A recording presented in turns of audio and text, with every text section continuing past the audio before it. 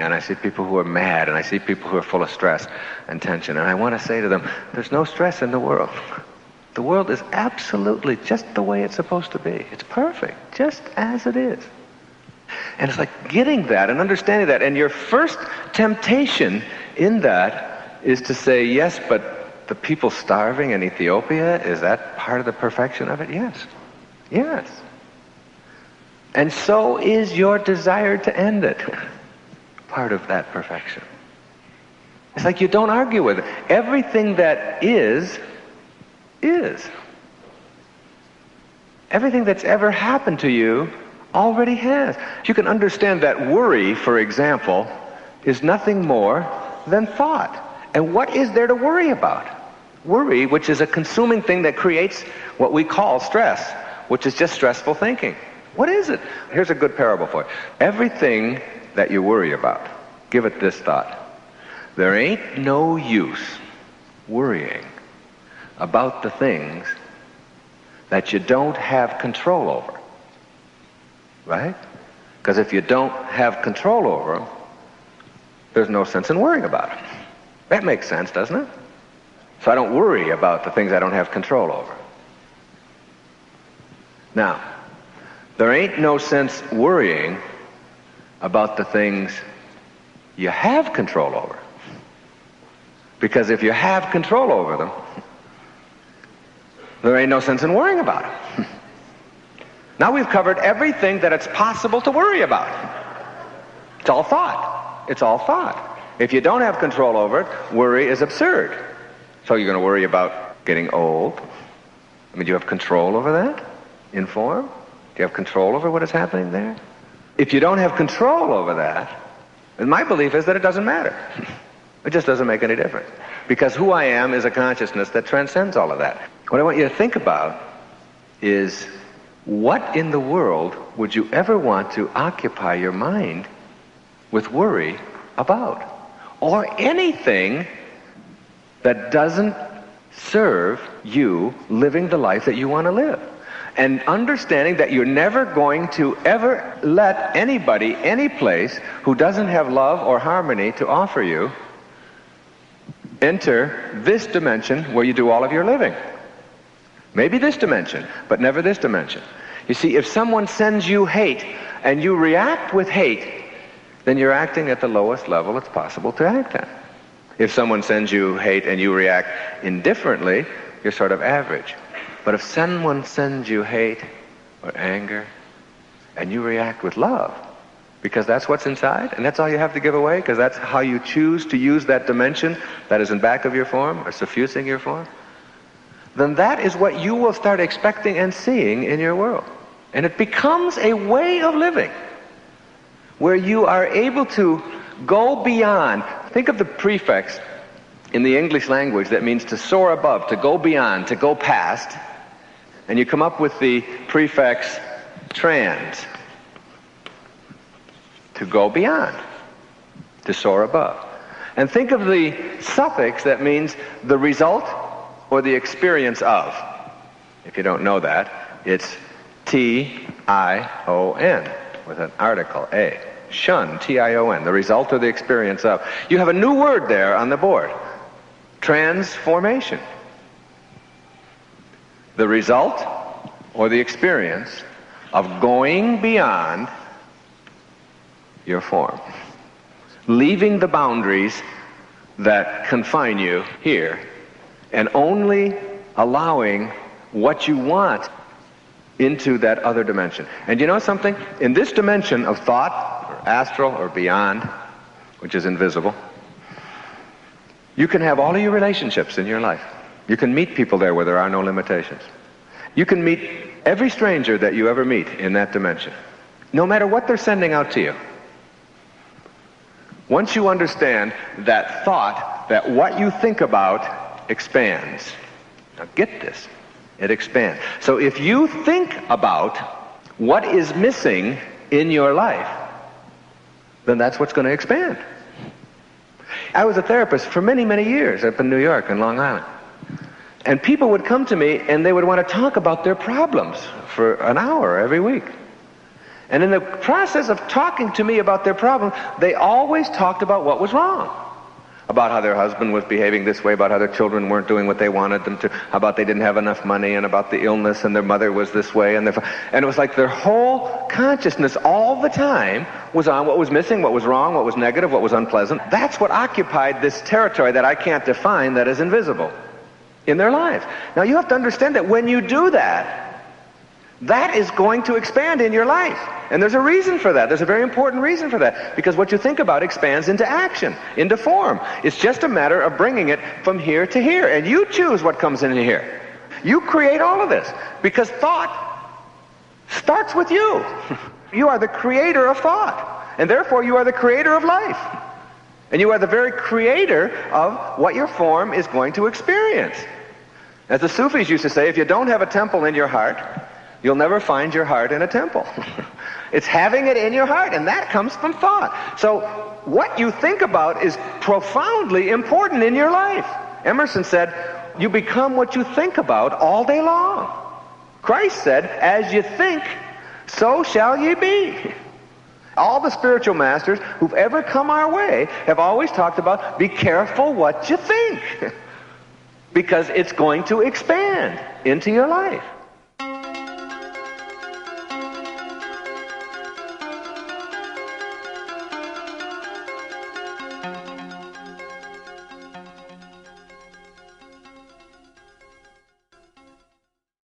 I'm just beginning to understand that what we think about is much more powerful than I'd ever given consideration to before in my life. And I'm beginning to get evidence for it. I'm beginning to see it as I look back on things. When I was a little boy, we had a Admiral television set in 1951. I was 11 years old. We were one of the few people in the neighborhood to have this little TV. I used to stay up late at night and watch the Tonight Show with Steve Allen on it. And I had this thought, and it was a very powerful thought. And the thought was that I would be on The Tonight Show. I just knew it. And I used to tell my brothers what I was going to talk about when I would be on The Tonight Show. And I was only 11 or 12 years old. They were 13 and 15. And they'd say, oh, yeah, sure, you're always dreaming. You've always got... Well, I'd still stay up at night, and everybody else would go off to sleep. I'd be watching the show. I'd watch it every single night, all of his funny routines that he did and all the characters on it and everything. And I could see myself. I could picture myself sitting on the panel there and having him interview me or having him be there with me and all of that. That passed, and many, many things like that, though, in my life that I thought about. Well, the irony of ironies is that 1976, 25 years later, I'm the author of a book that is at the top of the bestseller list around the world, The Erroneous Zones. I'm invited to do The Tonight Show, and Shecky Greene is the host that night. It was the very first time I ever did the show, out of 34 or 35 times. I was so excited. It was like a dream come true that I was going to be on The Tonight Show. And I'd already done several other big shows and all of that. This was really something big. There was a bank of phones outside the green room where you get dressed for the show. I decided to call my wife and family back home and tell them that I was going to be on and Shecky Greene was going to be the host and so on. I went over to the phone. I picked up the phone. I called my wife and I was talking to her. And then on the phone next to me, in this bank of phones, Steve Allen. Steve Allen is standing there talking on the phone to his wife. And I take the phone receiver out of my hand and telling my wife, I said, you're not going to believe this, but Steve Allen is standing here right next to me. And I take the phone out and reach it over so that she can hear his voice. And he's talking to his wife. And he's looking at me like, who is this crazy guy? Well, it turns out that the very first guest on the show that night was Steve Allen. After all those years, and there I was sitting there talking to him. A lot of people label a situation like that as circumstances, or just coincidence or just blind random luck or whatever. I've come to know that there's no such thing in the universe. That what you think about expands. And that if you have a thought in your mind and you stay with that thought and you know it to be true, it's just a matter of bringing it into form. And if you're willing to do that, if you're willing to bring it into form, it's going to happen for you. Nothing can stop it. Nothing can stop it. And I don't think there's anything random about it. I just don't even believe in randomness at all. I think that everything in the universe is absolutely perfect at the tiniest subatomic level and at the largest level.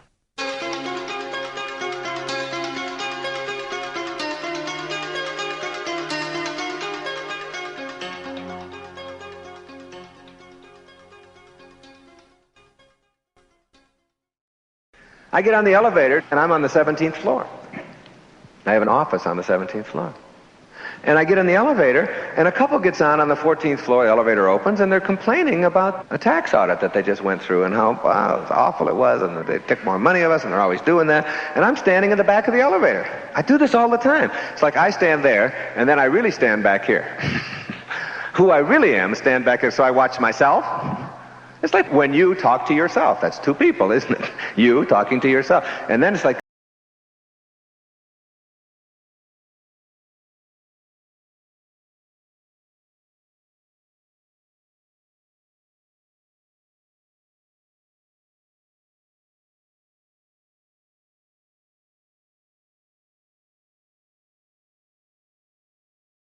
see, it's a wonderful place to get to, where you just sort of observe life and you're not in conflict with it, and you sort of surrender to it. You know it's all going to work and everything's going to be positive and so on.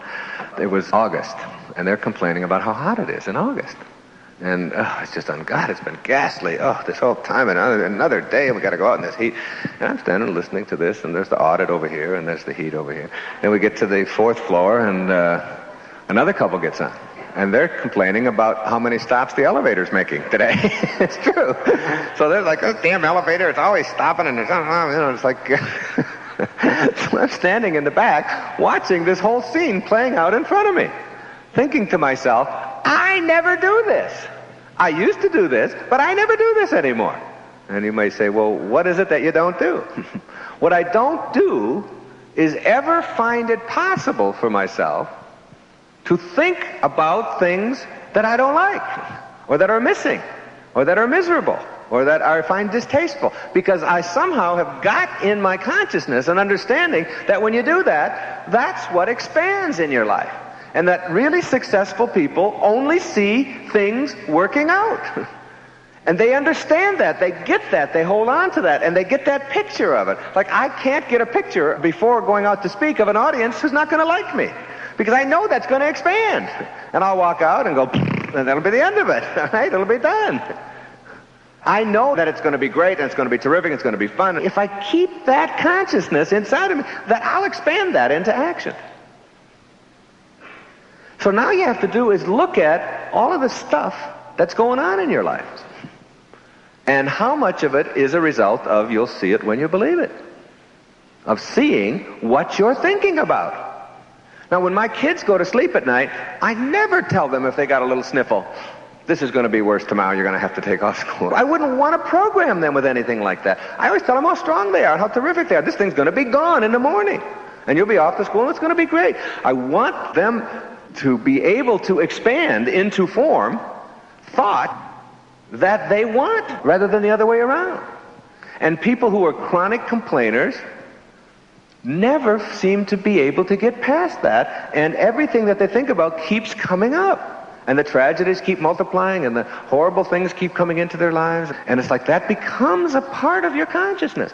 In an energy system where thought is the energy or the current, what you think about expands into action.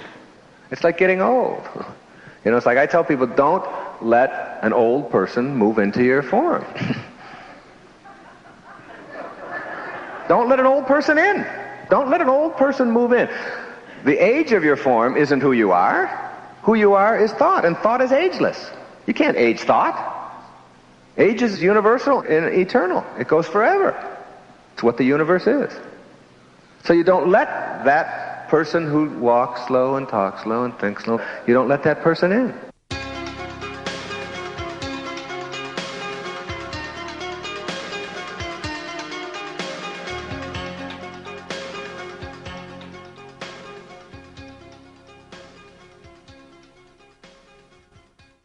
In reading the literature of the East, particularly, in preparation for my book, You'll See It When You Believe It, I would find that over and over, I would see references to this thing called the observer. I'd say the observer. And one particular group of people would have written about it, and then it would show up in Buddhism, and it would show up in Hinduism, and it would show up in practice of Zen and in Kundalini. And it just kept showing up, this observer, the observer. And I wasn't quite sure what it was, what it meant. And then I began to realize that it's something I've done all my life, only they were just putting it into words. It's really a technique that I find myself using over and over again. The best way to think of it is, like Shakespeare said, the whole world is a stage, and we are all but actors on that stage. When you start to look at it that way, you begin to see yourself as having a lot of roles to play. And they really are roles. And we're all out there playing these roles. Now, it doesn't mean that I'm not authentic at all. I'm not talking about authenticity. Each one of these things are very real, but they are still roles that we're playing. So what you have to do is sort of remind yourself that you're doing that and not take all of this whole stage so seriously and make it so dramatic and so significant and important. It's like lightening you up a little bit. And the observer is like whoever this guardian angel or this invisible person is. You can sort of catch yourself whenever you find yourself getting out of control or getting mad at the fact that there's a delay at the airport or that the traffic isn't going the way you want it to. That invisible guardian angel, that eye that can be in back of you, can put the skids on that right away. That person can say, I'm watching you. I'm watching your form. You know, Lily Tomlin had a great line. She said, how come when you talk to God, it's called praying? But when God talks to you, it's called schizophrenia, you know. But that God talking to you can be that invisible part of you. Then you start connecting to that. And I find myself, wherever I am in my life, whatever I'm doing, in back of myself, on my shoulder or whatever, and reminding me, how should you react to this? Send love here. On an airplane not too long ago, there was a little lady about 4'10", and she had gotten on the plane first, and she got about halfway down the aisle, and she couldn't get her stuff. She had a handbag, and so she couldn't reach the upper bin. She was standing on the seat and all this, and I was right behind her. All of the people in back of me were all grumbling about this lady and how rude she was being and how terrible and how can you behave this way? And if you're going to take so long, then you should have got on last. It's like their observer was telling them to act nasty, or they weren't paying attention to that. And I was saying, what can I do here?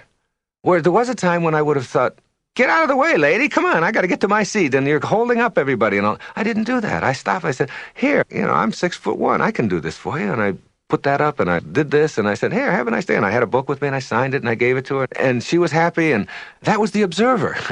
In order to make this technique work for you, and all of us have that capacity to do it, as I've just illustrated, what you have to do is first become aware of what you're doing to yourself.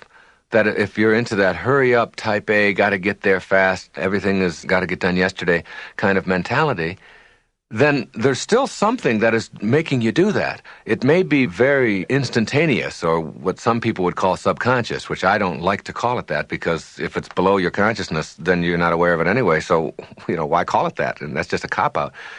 It's an instantaneous reaction through a lot of training to how you have to live your life.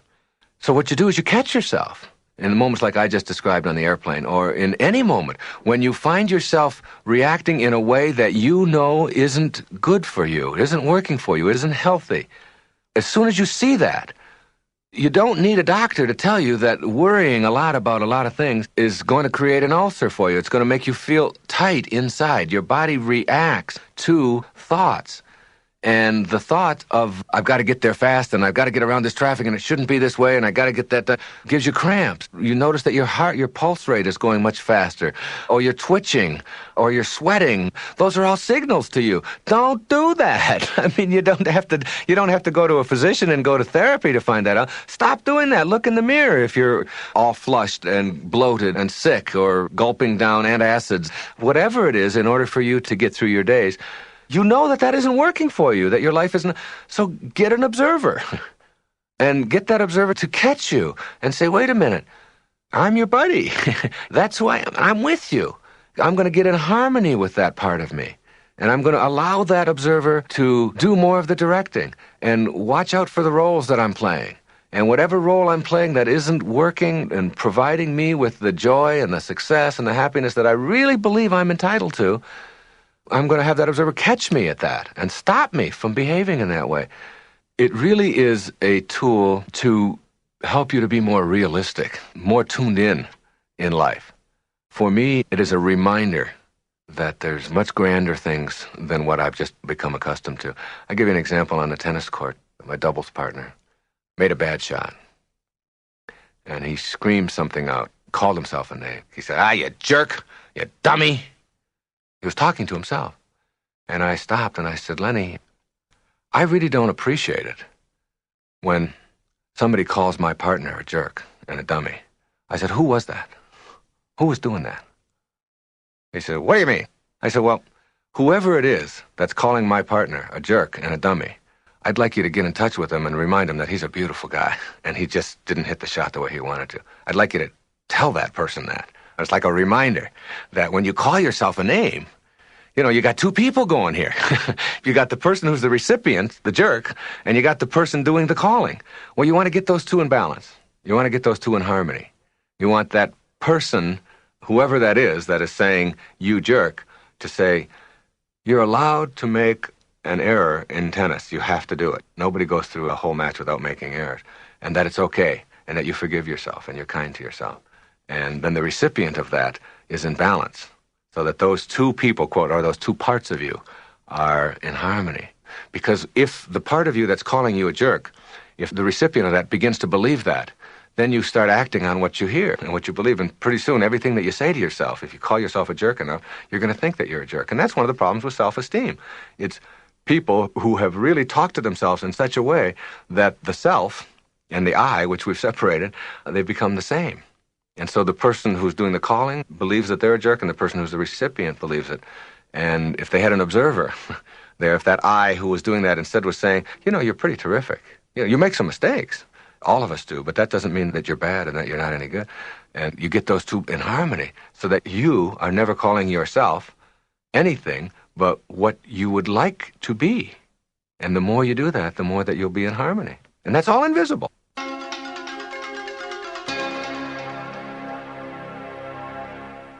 I tell people, supposing you went to sleep and you had a dream, and in your dream you had, all these different characters, and you had all of this money, and you had everything that you wanted in your dream. And then you woke up, and then you look back at your dream, and you became attached to the stuff that you had in your dream. Wait a minute, I want that. There was gold in there. There was silver. There was all of these friends. There was cars. I had a Ferrari. I got to have that. Somebody would cart you off and put you in a rubber room and say, that was a dream. You can't be attached to that. That's just a thought that you have. That's the way you got to view life. Instead of it being an 8-hour dream, it's an 80-year dream or a 90-year dream. And at the end of the dream, you don't want to be looking back at all of the stuff that you wish you could still have because you can't have it. You don't get any of that. So you try to detach yourself now while you're here, while you're alive, from the need to have that stuff. Instead, you just let it sort of all flow. As absurd as it would be for you to be attached to the stuff that you had in your dream, it's that absurd for you to be attached to the stuff that you're having in this dream. You have to die while you're alive. Now, that's a very hard concept for people to get. You have to experience your own death while you're alive. Let me tell you a story. It's a wonderful story. It's an old, ancient story. I'll paraphrase it. There was a hunter who lived in India, and he would go to Africa every 2 years, and he would bring back animals and prizes and things like that. Well, one year he took off, and he went to the jungle, and he discovered this large enclave inside the jungle, and it was filled with beautiful parrots, beautiful birds, multicolored, and they all talked. And he couldn't get over it. And he put a net out over one of the trees, and he captured one of the parrots. And he put the parrot in a cage. And he brought the parrot back to be with him in India as his pet. And he fed the parrot sunflower seeds, and he fed him rice, and he took wonderful care of him. He was very good. Kept him in the cage. 2 years went by, and he talked to the parrot every day. And he said to the parrot, I'm now going back to Africa. Is there anything you would like me to say to your friends back there in the jungle when I'm back there? The parrot said, yes. Tell them that I'm very happy in my cage. Tell them that I'm joyful and that I love being in my cage here with you. Just tell them that. The hunter went back to Africa. He went back to the place in the jungle where he had been 2 years before. And he told the story. He said, your friend that I took back has a message for you. And the message is that he is happy in his cage, that he is joyful with me, and that he has no regrets. At the instant of hearing that, a bird on one of the branches keeled over and dropped dead. Dropped dead, stiff. The hunter assumed that he was just filled with sorrow at hearing of what had happened to his friend. So he went back to India, and he told his parrot what had happened. He said, I went back and I did just as you said. And I told them all out there, and at the moment that I told it, apparently one of the parrots was so upset that he'd missed you so much that he just dropped dead. And at the instant that that happened, the parrot in the cage keeled over, dead. His legs went straight up in the air, and he went stiff. The hunter was beside himself. He couldn't figure out how could this happen. And he took the dead parrot out of the cage, opened it up, and threw it out on the woodpile. The instant that the parrot landed on the woodpile, he flew up to the branch. And the hunter said, you tricked me. What is this? I thought you were dead. And the parrot said, my friend back in the jungle was sending me a message. He told me, by his actions, that in order for you to escape from your cage, you must die while you're alive. Okay, now that's an old story. That's an ancient story that's been told over the years. What does it mean? I mean, don't you see that this is a cage? The whole planet is a cage. If you can just stand back far enough and see that we're still restricted by the limitations placed on us as human beings. We're stuck here, or maybe in our homes, or in wherever we are. We're all in cages. And even though we have more room to manipulate, we may even have a whole planet, we're still sort of in cages. Now, how do you escape from the cage that you're in? You have to die while you're alive. You have to literally experience your own death.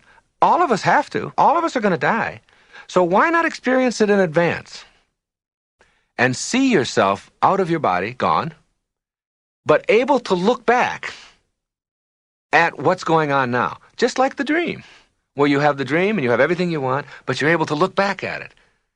As you do that, you begin to see the folly, the absurdity of hanging on to anything, of being attached to anything, of needing anything, of telling yourself that I can't be happy if, from the perspective of having died, but being able to look back on it just like the dream. As soon as you can do that, as soon as you can experience yourself formless, dimensionless, form and all of the attendant things that you hang on to become irrelevant. They're not necessary any longer. You have a whole new way of living, a new way of being.